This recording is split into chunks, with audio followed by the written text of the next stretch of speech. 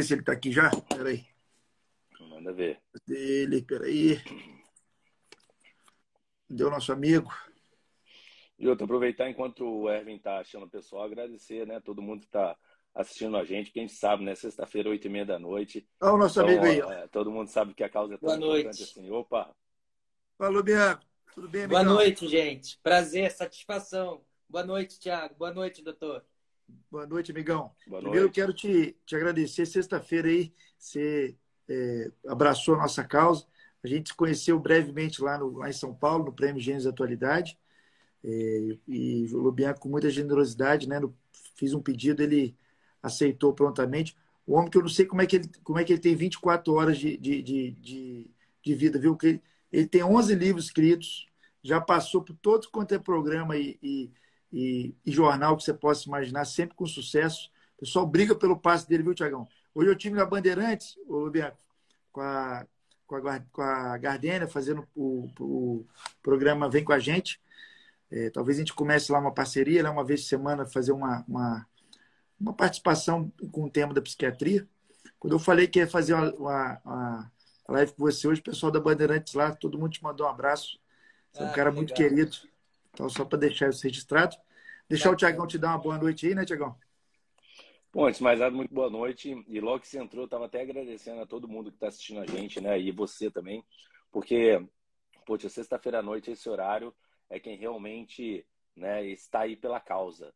Então, muito obrigado a todo mundo que está aqui acompanhando a gente. Muito obrigado por você ter aceitado o convite, né? Então, a gente está aqui para discutir muito mais do que até eu e o Ervinho, mas você está muito bem-vindo. As portas estão sempre abertas para você, sempre aberto para todos os nossos convidados, né? Acho que é um assunto muito importante, então, sim, muito bem-vindo.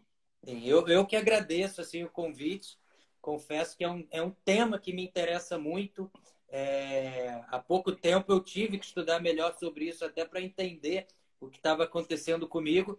Então, quando vocês me fizeram esse convite, eu fiquei muito feliz por saber que é algo que faz parte da minha vida e que, infelizmente, ainda não faz parte da vida do brasileiro como deveria, né? E principalmente por estarmos aí no finalzinho desse mês, né? Último dia aí do mês de Setembro Amarelo. Fico triste de ver que foram poucos canais, poucas pessoas falando desse tema tão importante. Então, achei um grande convite. Fico envaidecido de poder participar aí com vocês. Obrigado mesmo. De coração, obrigado, viu, Lobianco? Já estamos sexta-feira, o pessoal... Olha como é que mudou, né, Tiago? Sexta-feira, a gente falando de saúde mental, aí, quase 600 pessoas já ao vivo, né? Poxa, né, muito prazeroso para a gente aí ver que a gente, né, somando força como o Lobianco aí hoje, nos agregando aqui com toda a sua credibilidade, toda a sua generosidade. Mas vamos lá, amigão. Eu vou trazer alguns dados aqui, com certeza muitos desses aí são seus seguidores, talvez eles não conheçam ainda o nosso projeto. Nosso projeto, Lobianco, começou, na verdade, em outubro do ano passado, assim que acabou o Setembro Amarelo.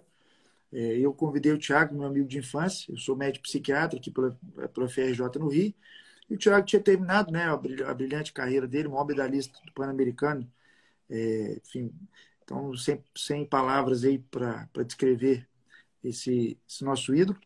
Eu falei, Thiagão, vamos juntar forças, né? Passei alguns dados, né, atualizados que pioraram do ano passado para cá, infelizmente, sobre a saúde mental.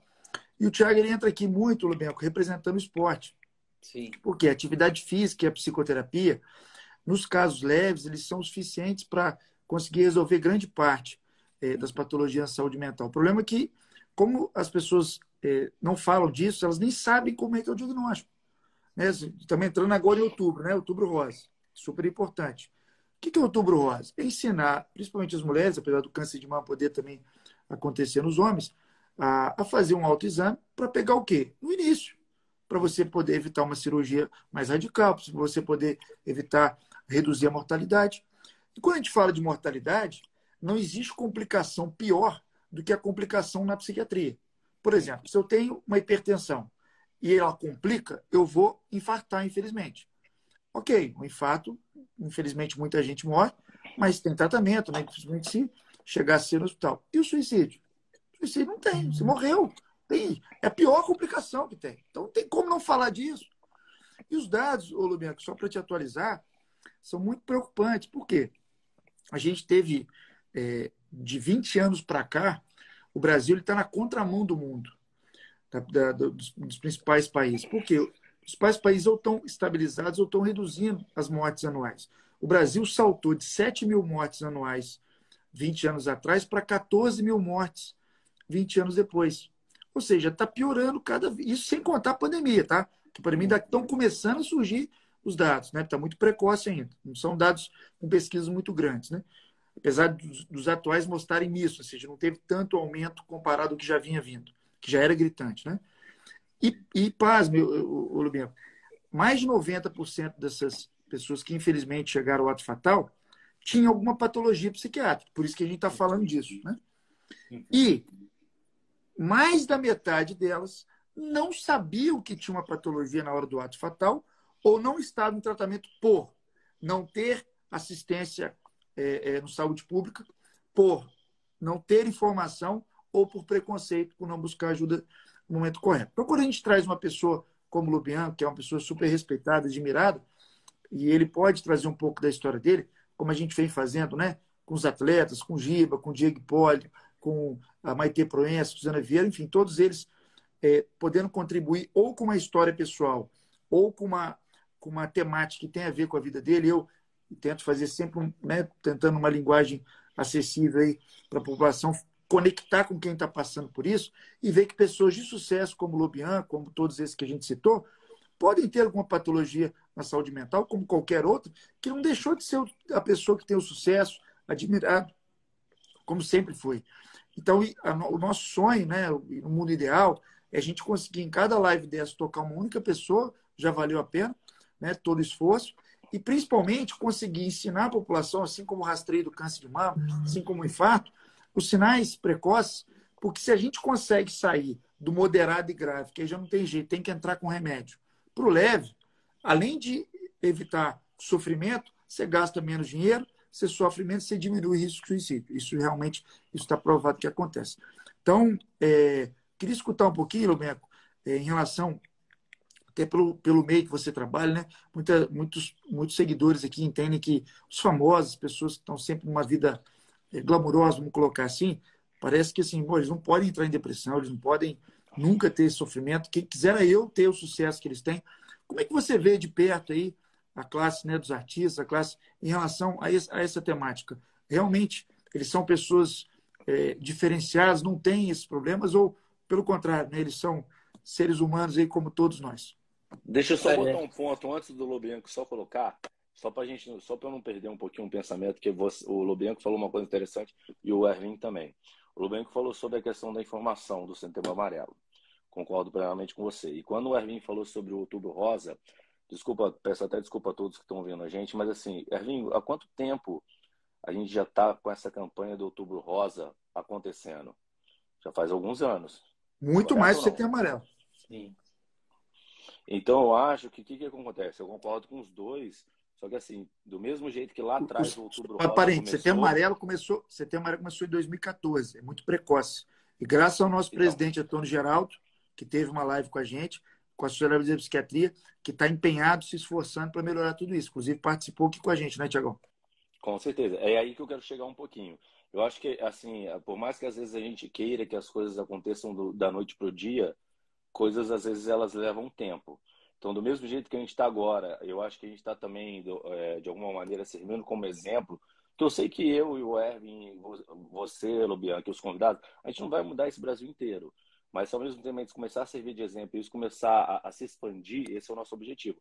E eu acredito que foi assim um pouco com o Outubro Rosa, porque, assim, ele já vem de muito tempo. Então, hoje já está na cabeça das pessoas que o Outubro Rosa, porque já foi colocado há muito tempo atrás. Então, hoje, eu acho que, de alguma forma ou de outra, a gente está vivendo um momento sobre a saúde mental que é tudo muito novo. Então, eu concordo um pouco com os dois. Mas, ao mesmo tempo, a gente tem que saber que, por mais que a nossa vontade seja que a gente mude de hoje para amanhã, não vai acontecer. Então, vai levar um pouco de tempo, mas é muito importante tudo isso que a gente está fazendo. Assim, óbvio que a gente quer mudar as pessoas, mas a gente também quer servir de exemplo para outras pessoas fazer a mesma coisa que a gente está fazendo. Sim, sim. Eu acho extremamente louvável, porque, pensando assim na experiência que eu tive, Eu cheguei a ter uma depressão há alguns dias, isso faz pouco tempo, faz pouquíssimo tempo que eu tive meu primeiro contato com um psiquiatra, que aconteceu aí decorrente primeiro de um contato com um terapeuta, que me levou depois à necessidade de procurar uma ajuda mais especializada. E eu acho muito importante isso que você falou, Thiago, porque no meu caso, eu demorei tanto a perceber o que estava acontecendo, que eu cheguei a um momento que eu falei, nossa, é uma coisa tão dolorosa que eu sinto sem explicação, que eu não desejo isso nem para o meu pior inimigo.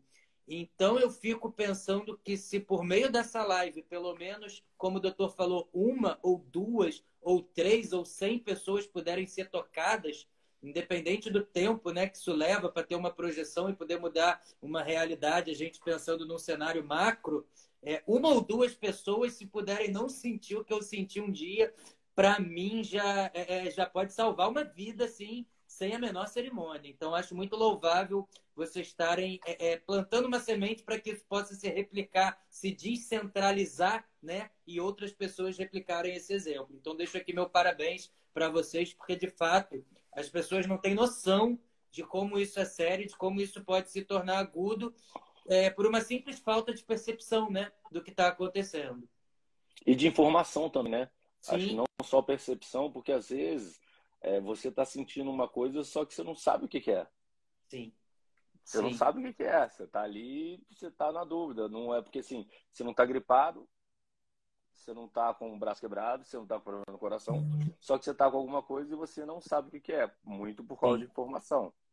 Sim, Perfeito. sim. E é informação mesmo, porque assim, no meu caso,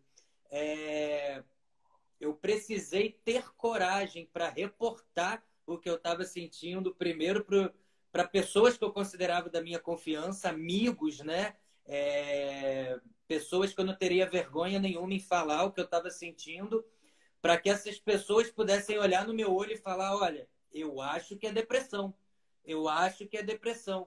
Para só depois de escutar bastante isso, esse alerta, eu resolver pesquisar, começar a me informar, ver quais eram os sintomas, ver que eram os mesmos sintomas que eu estava tendo, para, infelizmente, de uma forma tardia, buscar ajuda, conseguir me equilibrar novamente e perceber que se eu tivesse tido essa informação há mais tempo, eu estaria melhor há muito mais tempo, né? Perfeito. Primeiro, pessoal, sexta-feira à noite, mais de 1.300. Lobianco, vou falar para o seu povo, queria te escutar hoje mesmo, viu? Seu povo queria escutar o Lobianco aqui hoje, viu? Amigão, Como eu te falo, olha, se dessas 1.300, pelo menos uma entender e poder não sentir o que eu senti um dia e que vocês sabem que não é brincadeira, como é ruim, né? Nossa, eu já fico super feliz de ter participado aqui com vocês. obrigado de coração. Lobianco, você tem uma filha, né? Uma menina, né? Eu acompanho você lá no. Isso. Eu e o Thiago também, a gente tem 2 filhos pequenos. E uma das coisas que vem preocupando muito a gente é a piora da saúde mental dos jovens, né? A gente ainda vai passar por isso, né? A gente está nesse processo criando, né? Os nossos filhos e tem aumentado muito o consumo de álcool nos jovens, tem aumentado muito o consumo de drogas. O cigarro eletrônico ele veio tentando com uma ideia de assim, ó, troca o de cigarro que tem componentes relacionados ao câncer pelo cigarro eletrônico. Na verdade, tem uma quantidade de nicotina muito maior, então a dependência do jovem, porque ele pode usar o cigarro eletrônico em locais públicos, né? Porque não tem cheiro, enfim. Então aumenta, na verdade, a utilização. Já tem recebido no consultório alguns jovens né, com consequências relacionadas a essa dependência. Tem uma outra questão, que existe uma classificação que chama CID, Código Internacional de Doenças. Ou seja, os especialistas maiores do mundo se juntam, pegam os estudos para doutrinar determinadas patologias, quais são os critérios daquela patologia. E está entrando agora, já entrou nos Estados Unidos, vai entrar agora no Brasil, está traduzindo no ano que vem, talvez. A gente está aqui ainda no CID-10, os Estados Unidos já fez o CID-11, um transtorno jovem por jogos, né, jogos eletrônicos, né, jogos na internet, onde cria-se uma dependência igualzinha a qualquer outra, né, de compra, de jogo, enfim, onde o jovem ele fica o tempo todo voltado na fissura de jogar. Isso gera um prejuízo no colégio, gera um prejuízo enfim, no contato social e por aí vai. Isso é uma preocupação que você tem com a sua filha, assim, em relação Tem. a tudo isso? Deve contar um Tenho, pouquinho para a gente? tenho muita preocupação porque eu sou de uma geração que a válvula de escape que a gente tinha para as nossas ansiedades e aflições eu sempre descontava no esporte. Antes de entrar no jornalismo, eu joguei tênis minha vida inteira. Cheguei a estar ranqueado entre os 10 melhores do Brasil, Pô, que 15, bacana. 16, 17, 18. Joguei o juvenil ali, vivi bem a experiência do tênis a título de juvenil. E eu percebo que, por exemplo, hoje minha filha, ela, por uma ocasião, né, da vida, oportunidades, por uma questão demográfica, por uma questão familiar, ela não teve essa expansão dentro do esporte que eu tive com a minha vida.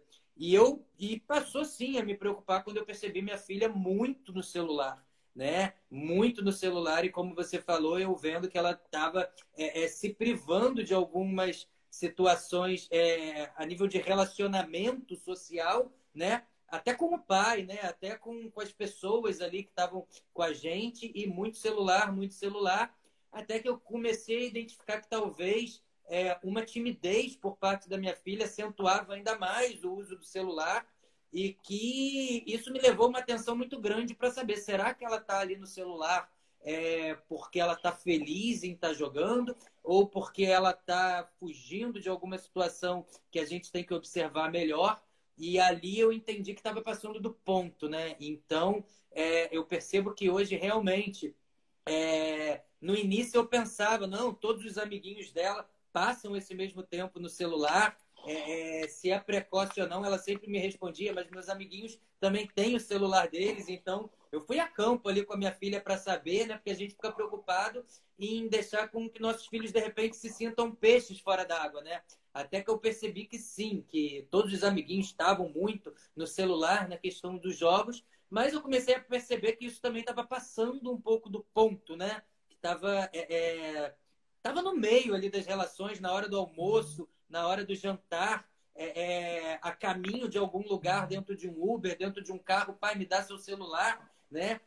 Então eu comecei a dar uma atenção especial a isso para ela. Hoje eu tento realmente colocar limites, colocar horários, e mesmo assim percebo uma dificuldade ainda na criança, né? Em se adaptar a uma vida sem o celular, cada vez menos sem o celular. Então é uma coisa que eu te confesso que eu ainda também estou tentando equilibrar no meu relacionamento com minha filha e que é uma coisa que a gente tem que estar muito atento, né? Porque de repente eu percebi também que a gente vai aprendendo a ser pai, a gente não nasce sabendo ser pai, né? De repente eu percebi que muito era culpa minha, né? Às vezes para o meu próprio comodismo, vê-la ali com o celular, entretida ali no celular, era uma coisa que me dava mais espaço para eu fazer minhas coisas também, mas eu comecei a ver, não, tem que ter um limite. Esse não é só um problema dela, é um problema meu como pai também. Então, é um problema dela pelo excesso de celular, é um problema meu por não ter um equilíbrio, por saber dosar.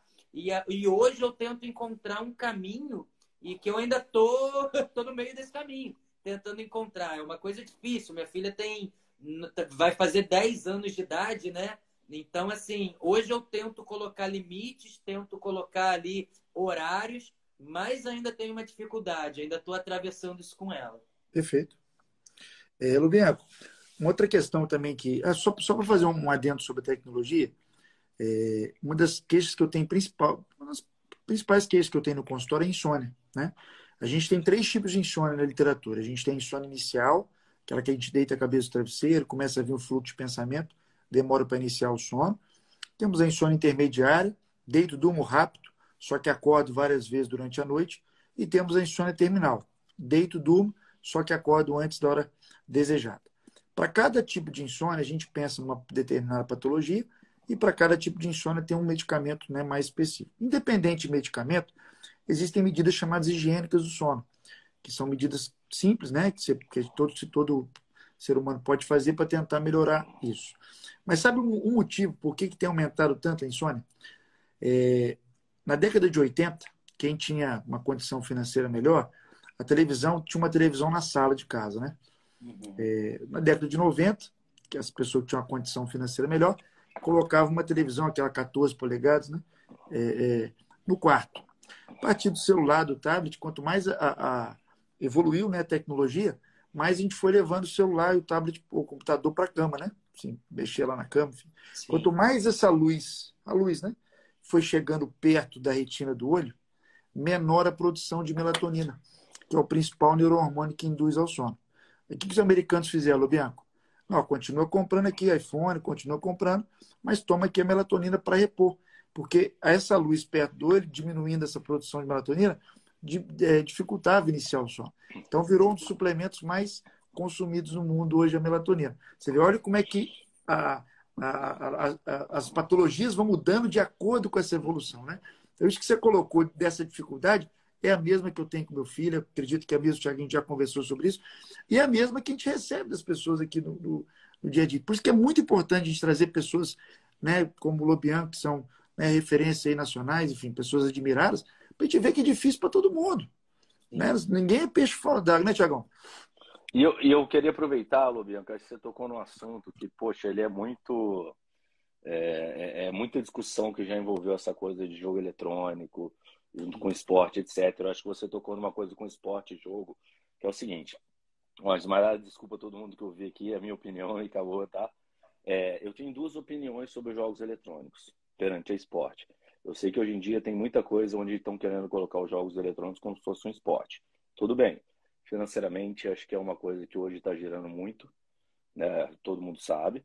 Né? A gente sabe o quanto que os jogos online estão girando em questão de financeiro, patrocínio, visualização e tudo mais, por aí vai. Só que eu acho que tem um outro lado do esporte que a gente não... Minha opinião, tá? Deixando claro aqui para todo mundo da live, para vocês, minha opinião, tem um outro lado do esporte que a gente não pode agregar o jogo online. Que o grande lance do esporte, muitas das vezes, é tipo assim, poxa, qual foi a minha infância? Pô, eu tava ali jogando com a galera no campo. Então eu tinha que saber ganhar, saber perder. E você tá ali no momento, você tá vivenciando aquilo. Eu acho que a partir do momento onde você joga para um computador, por mais que gere financeiramente, gere não sei o quê, eu não acredito que você tenha essa troca, porque você está atrás de uma tela. Sim. Então eu acredito que essa troca é um aprendizado muito grande, tá? Porque foi um aprendizado que eu tive. Então, assim, eu tenho todo o respeito por quem joga e tudo mais, mas eu ainda acredito que a prática do esporte em si, quando eu falo, tipo, o esporte das antigas, né? O que criou lá em Jogos Olímpicos, que veio lá de Atenas, aquela coisa de Olímpia, o vôlei, a natação, o futebol, sabe? O esporte em si, eu ainda acho que ele é muito importante para a interatividade entre as pessoas, você saber liderar um time, você sabe que viver em conjunto é difícil. Então, todos esses aprendizados o esporte dá. E talvez o digital hoje em dia, eu sei que tem muita gente olhando para o financeiro, mas ele não te dá isso como experiência para as crianças. Sim. Desculpa, você está atrás de uma tela. Sim. É diferente você estar pessoalmente na frente da pessoa e você está atrás. Então, essa é a opinião do Thiago. Não estou falando que tenha que acabar, mas eu acho que tem que ter um mix, um equilíbrio. Eu acredito muito no esporte junto da escola. E o esporte que eu digo seja o futebol, o vôlei, a natação, sabe, a integração, você consegue colocar o esporte de inclusão para atleta com atleta convencional e por aí vai, entendeu? Então, muitas vezes atrás de uma tela você não consegue isso. Então, eu acho que esse talvez seja o grande desafio, e eu já penso, se você está aí com 9, 10 anos, o meu está com 3, o do Darwin está com 5, mas eu, por incrível que pareça, eu já penso um pouco lá na frente. Eu falo, cara, como é que será que vai ser? Como é que será que eu vou lidar com isso? Como é que será que... Sabe, porque a gente tem que ter um pouco de cuidado com tudo que está acontecendo na rede social e por aí vai. Por um lado é bom, mas tem um lado prejudicial. Então, de alguma forma, a gente tem que achar um equilíbrio, uma balança. Não sei se vocês entenderam o que eu quis dizer. Perfeito. Sim. Eu acho muito importante o que você falou. Assim, eu que tive vivência no esporte, eu tive valores que foram construídos ali dentro do esporte, dentro de uma quadra de tênis. Por exemplo, eu vejo que a minha filha, quando ela está ali muito no celular, ela perde o jogo, mas ela volta. Deixa eu tentar de novo. Dá para recomeçar. E eram coisas ali que no esporte físico não acontecia, né? A gente perdeu, a gente tem que saber lidar com a perda, a gente tem que cumprimentar o nosso adversário que ganhou da gente, mesmo a gente tem com que raiva, procurar entender, né, o porquê que eu perdi, o porquê que ele foi melhor do que eu hoje, que é normal que hoje ele estava melhor do que eu. Ali no esporte eu vi que não só o talento interferia, mas a saúde mental pode ser um detalhe que naquele dia alguém vai estar melhor dentro da quadra, do que eu. Então, tinha toda uma questão que a gente tinha que raciocinar, entender, aceitar e esperar um tempo para que, né, tivesse essa gerada, para que a gente pudesse reconquistar. Que eu acho que é o que a gente não tem hoje no jogo eletrônico, né? No jogo eletrônico, a gente aperta um botão, volta do início, e as relações, elas são muito diferentes do que as relações físicas, né? Eu concordo, assim, 100% com o que você falou, Thiago. E tem uma questão, né? Não tem atividade física em si, né? Liberação de Sim, endorfina, enfim, que é um protetor, inclusive, para a saúde mental. Ô, Bianco, De fiz maneira uma nenhuma deixar claro, eu não estou falando que não tem que ter, né? Porque claro, tem que deixar é muito claro. dosar, né? Não estou falando que tem que ter, mas talvez ter um pouco desse mix, um né? equilíbrio. Porque um equilíbrio. Ô, Bianco, uma coisa que me chamou a atenção positivamente no seu discurso lá no Gênios da Atualidade foi que você agradeceu ao seu esposo, né, ao seu marido, né, por ele estar te ajudando, enfim. Eu recebo muito aqui na seguidores, o público LGBT, eles sofrem mais do que a média, né? Vou te dar alguns dados atualizados, tá? O Brasil é um dos países que mais sofre violência, né, em relação ao LGBT, que é mais, e homicídio do mundo. Na pandemia, parecia que ia melhorar, porque estão isolados, mas não, eles precisavam trabalhar, precisavam, né, continuar. Muitos, né, infelizmente, vão para o lado da prostituição, porque não conseguem um trabalho, recebem preconceito da própria família. É uma dor que eu recebo muito aqui no dia a dia, e ter você aqui para ajudar, né, com algumas informações, ajudaria muitos que estão vendo aí, porque é o meu dia a dia, tá? Então, a gente tem que dar luz para todos. Aqui a gente é de todos, né? Não tem Sim. separação. Na última pesquisa que teve em relação à saúde mental, o Brasil já é o país com o maior número de ansiedade do mundo. Tá? São 9,3% da população do mundo. E o terceiro em depressão, 5,3%. Só perde para a Austrália e para os Estados Unidos. Isso sem contar a nova, que ainda está saindo os estudos da pandemia. Os estudos estão pequenos ainda, precisa uma amostra maior. Se já são números gritantes, né?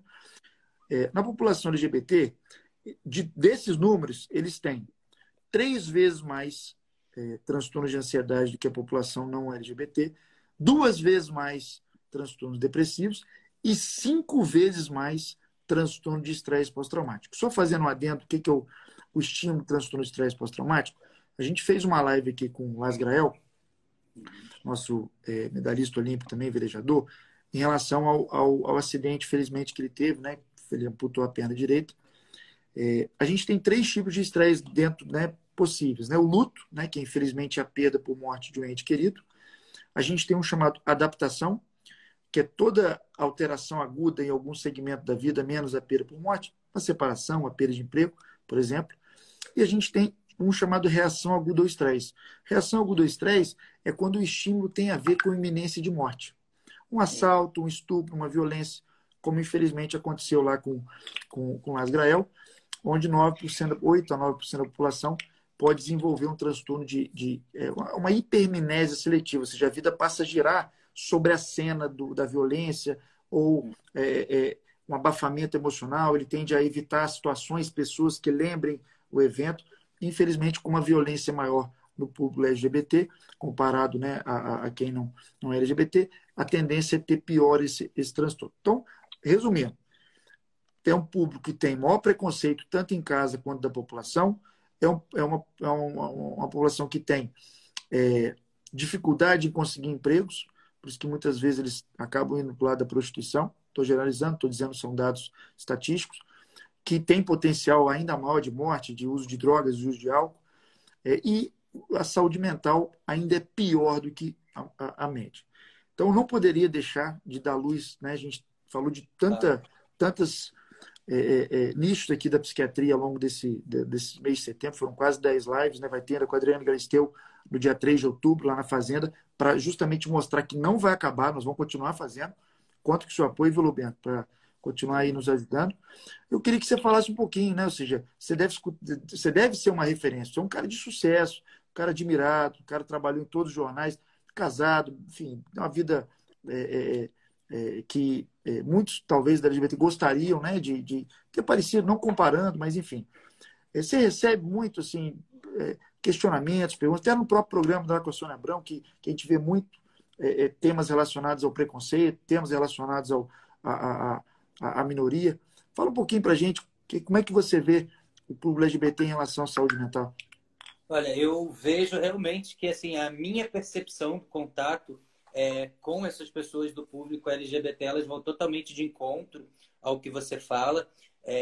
Meus amigos ou minhas amigas que fazem parte desse público são pessoas que tiveram que atentar para a psiquiatria de uma forma ou muito mais cedo ou tiveram que ignorar esse assunto de uma forma consciente, que estava ignorando esse assunto com medo de tentar entender aonde que isso começou, né? E a forma como isso deveria ser medicado, né? Então eu percebo que sim, esse público é um público que sofre mais, né? É um público que talvez esteja mais sufocado nas suas liberdades com a sociedade e que isso desencadeia ou para um fato patológico ou para potencializar uma patologia que talvez fosse um pouco mais simples, né, de ser resolvida.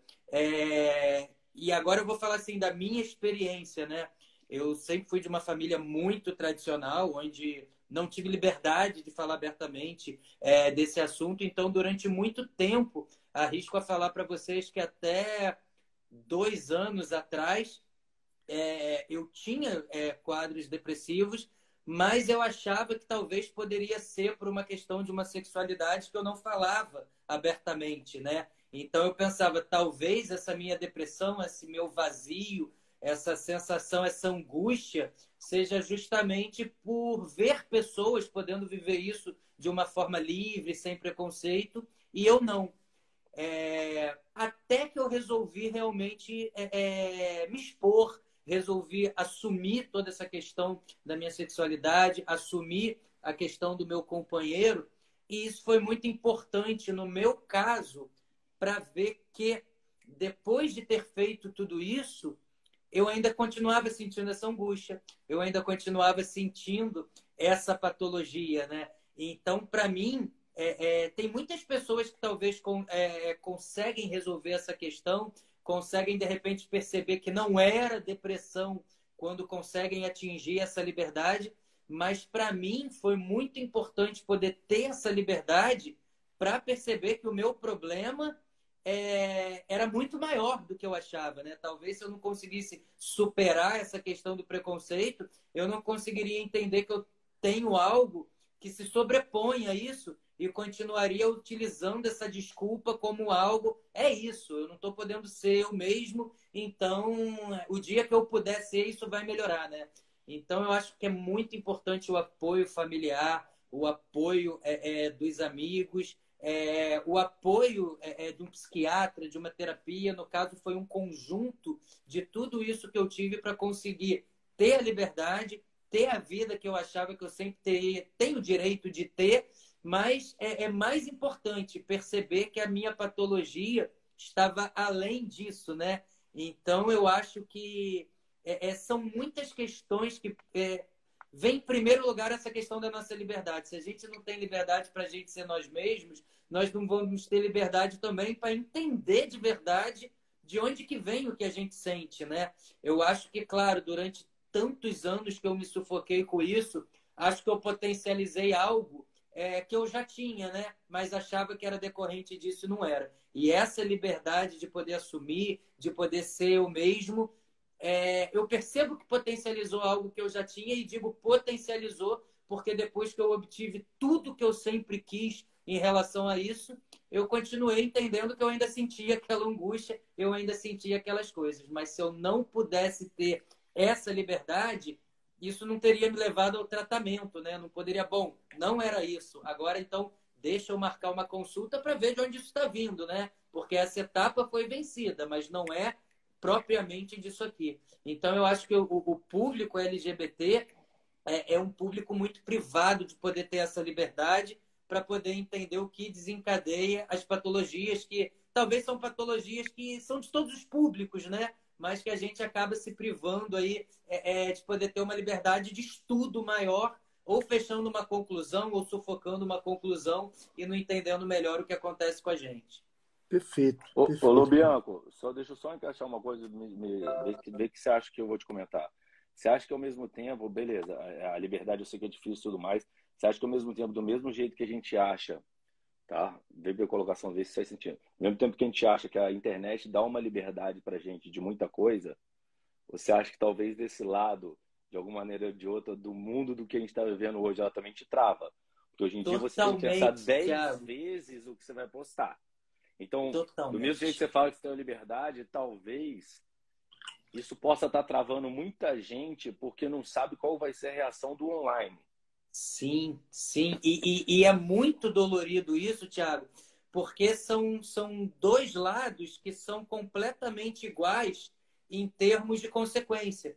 Porque, de um lado, eu percebi que, utilizando a internet e as redes sociais, eu comecei a ver muitos exemplos que eu precisava me espelhar, né? Então, por esse lado, foi muito bom. Subiu uma linha muito grande. Caramba, olha quanta gente pode ser ela mesma, olha quantos exemplos que são como eu quero ser, mas daqui do outro lado eu comecei a ver um número muito maior de pessoas que sabiam da minha vida, sabiam do meu trabalho e que começou a me preocupar. Caramba, não é só para o meu pai, não é só para os meus amigos, é para toda uma sociedade. No caso, tem 360 mil seguidores aqui, então, caramba, eu quero ser o que eu estou vendo aqui em termos potenciais de números, mas ao mesmo tempo tem um número absurdo que eu não sei como vai reagir a isso também. Isso me deu um nó, eu não sabia para onde olhar. Se eu olhava para os exemplos, se eu olhava para o medo do número de pessoas que eu tinha que falar.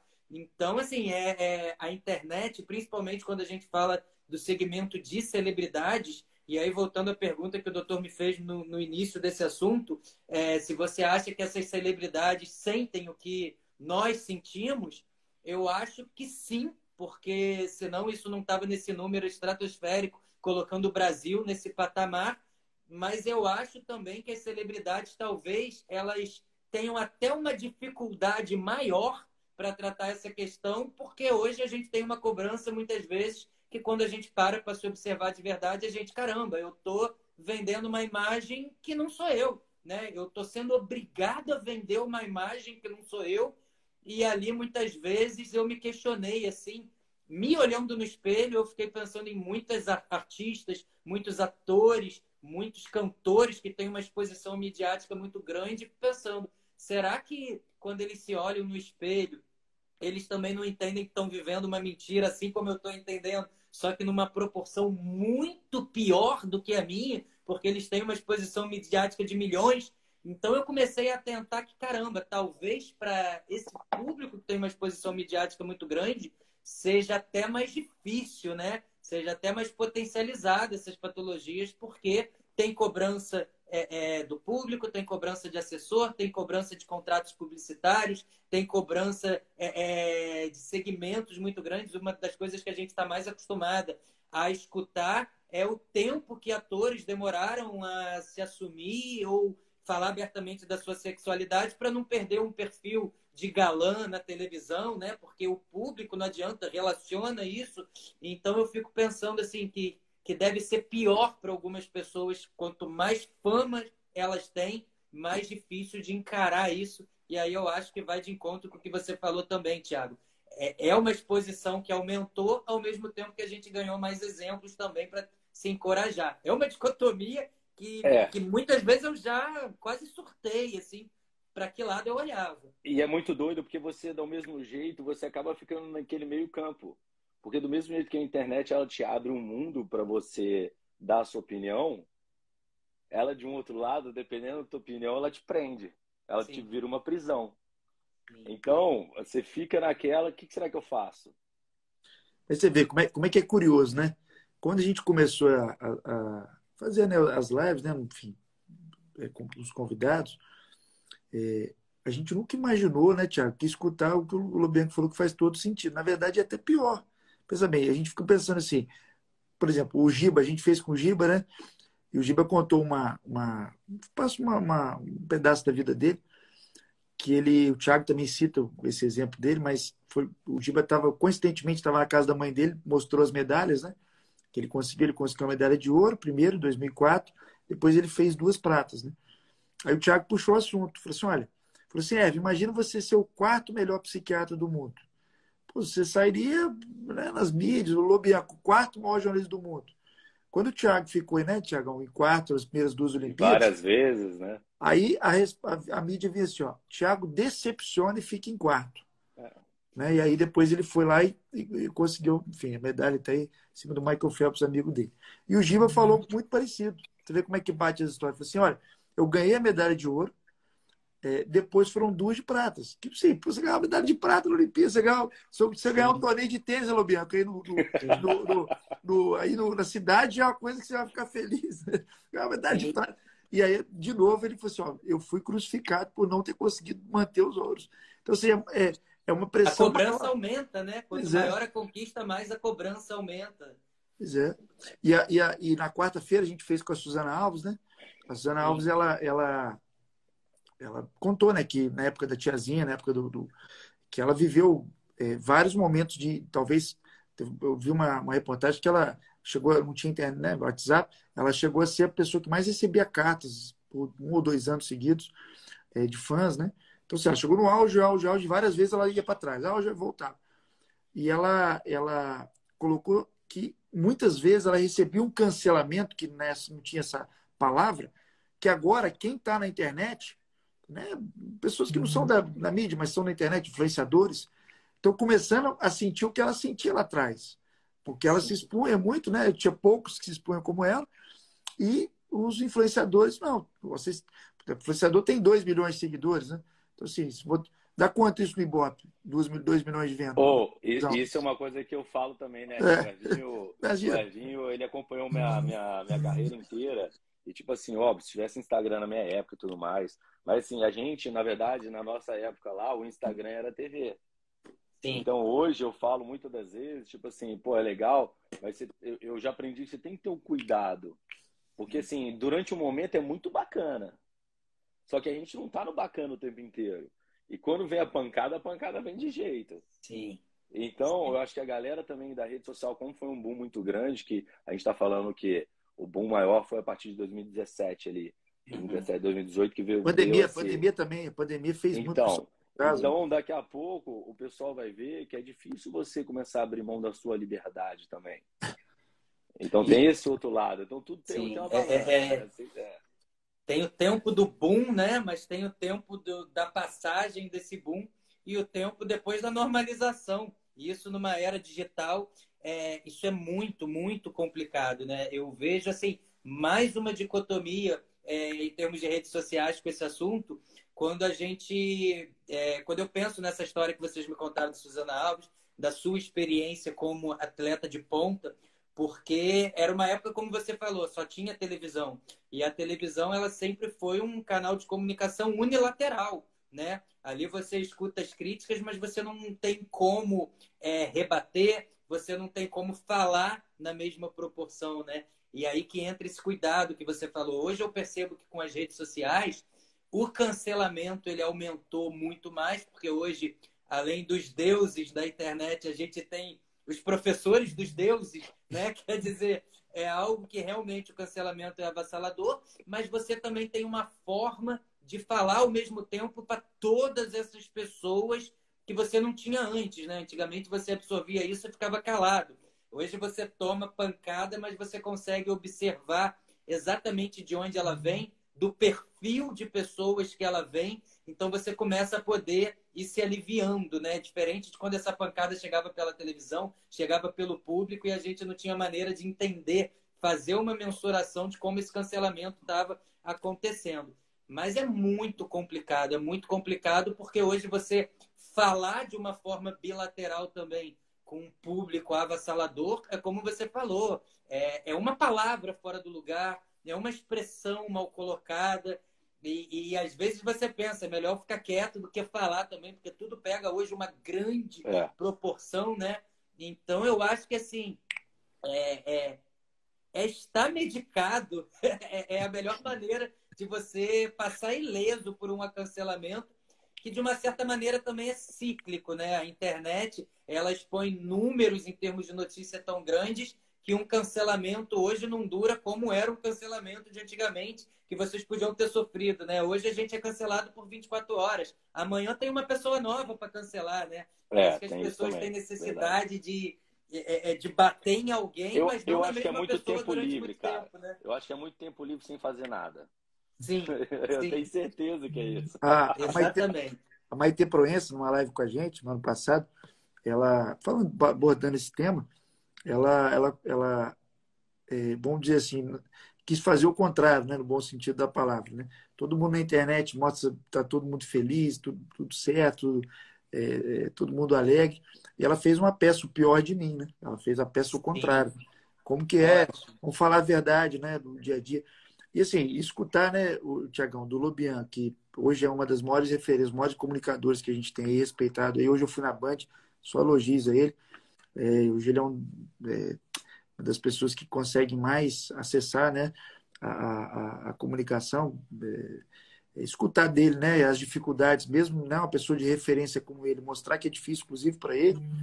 Isso para quem está vendo a gente aqui, que tem às vezes essa questão de querer ficar famoso na internet, querer receber muitos aqui do que você fez para crescer. Cara, não vai por esse lado de querer. Seja você, faz do seu jeito, né? Daqui a pouco, enfim, você vai conseguir se encontrar.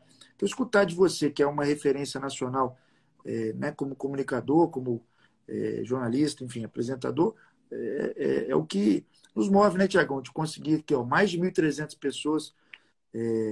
Talvez deve ter sido a live aí que a gente, mais na sexta-feira à noite, né, conseguiu prender a atenção. Tá, mas tá aí a explicação, né? O Bianco super verdadeiro, né, colocando de uma forma muito clara e muito generosa aí toda a opinião dele. E pena que a gente já está finalizando aí, Tiagão, de novo, né? Dá para ficar aqui até 10 horas. Sim, mas aí é bom que a gente começa aqui e depois vai continuar. A gente tem muito assunto ainda futuramente, esse assunto ainda tem muito para crescer. O Bianco, eu vou começar a minha introdução aqui de agradecimento, né? Primeiro ao público, né? Sexta-feira aí, o 30 de setembro. Fizemos questão, né, Tiagão, de marcar aqui o último dia de setembro, como a gente fez questão de marcar o primeiro, foi com a Rosa Maria Burtim, ela deu depoimentos que ela só conseguiu acertar o antidepressivo dela no terceiro, falou assim, ó, não desista você que está no primeiro e segundo, eu só acertei no terceiro. Recebi um monte de direct, falou assim, poxa, eu já ia desistindo, escutar a Rosa Maria falando disso, foi fundamental para mim. Tenho certeza, Bianco, que eu vou receber um monte de direct, principalmente sobre esse tema que a gente falou do LGBT, que a gente não tinha falado aqui ainda, para dar luz a eles também, que eles estão aqui com a gente. Todo mundo aqui vai ter nosso cuidado, né, a nossa maneira de tentar ajudar. Agradecer toda essa, né, quase 1.400 pessoas aí ao vivo, e dizer que não vai acabar dia 30 de setembro, né, Tiagão? Como eu falei aqui no início, dia 3 de outubro, segunda-feira, às 20 horas, vamos fazer com a Adriana Galisteu. Dançou com o Thiago lá na Dança dos Famosos. Não dançou comigo, fez o mesmo dança comigo, mas dançou lá, verdade. Não, mas é uma grande amiga, foi super top ela topar exatamente. esse desafio aí na correria que ela tá, né? Na correria, isso que eu ia falar. Então, assim, lá apresentando a Fazenda, para mostrar que a gente não vai acabar, tá, Lubianca? A gente vai fazer todo mês, uma ou duas lives com as temáticas diferentes. Então, quero dizer que, poxa, aqui vai estar sempre aberto para você. Se você quiser participar, ou convidar a gente aí para algum projeto que a gente possa, né, continuar tocando as pessoas nesse assunto, para a gente conseguir reduzir esses números drásticos que eu te passei. A gente não vai descansar enquanto a gente... Enfim, não vamos resolver, como o Thiago falou, mas é o que dá uma paz interna para a gente, né, brigar por uma causa tão nobre. E, mais uma vez, eu agradeço a sua generosidade. O Thiagão vai te dar uma boa noite. Eu vou deixar você fechar aí, dando boa noite, seu recado final para a turma. Vai lá, Thiagão. Não, eu acho que é igual o Erwin falou. Se cada um fizer um pouquinho, né? Eu brinco que se cada um fizer um pouquinho, lá na frente vira um pocão. E outro cuidado também que eu acho que o Lobianco falou ali, até acabei não falando na internet, um outro cuidado que a gente tem que ter também, hoje, porque também é muita informação. Então a gente não sabe o que é verdade e o que não é, quem fez e quem não fez, quem só leu e fala que fez e quem inventou a história. Então, eu acho que também é um grande cuidado que as pessoas têm que ter. Então, busquem pessoas que realmente ou foi indicada por um amigo de confiança, ou realmente é um profissional da área, ou teve alguma história né? Então isso também é muito importante. E agradecer a sua participação, cara, foi sensacional. Acho que Sensacional. A gente sempre brinca que tem muito assunto para falar, porque tem, né? Eu acho que também a gente está só no início de um desafio que é muito maior do que a gente imagina. Então, a gente está sempre recrutando novas pessoas, novos convidados, assim como você. Tenho certeza que um dia a gente ainda vai fazer um baita, falei já com a gente, vai fazer um baita evento bacana, seja presencial, levar uma galera. Eu acho que isso é importante também, ter o contato, né? Que é um pouco que a gente estava falando, não dá para ser só no digital. E, poxa, vai ser sempre um prazer, a casa está sempre aberta para você, porque se quiser falar, super bem-vindo. Então, só agradecer aí e manda ver.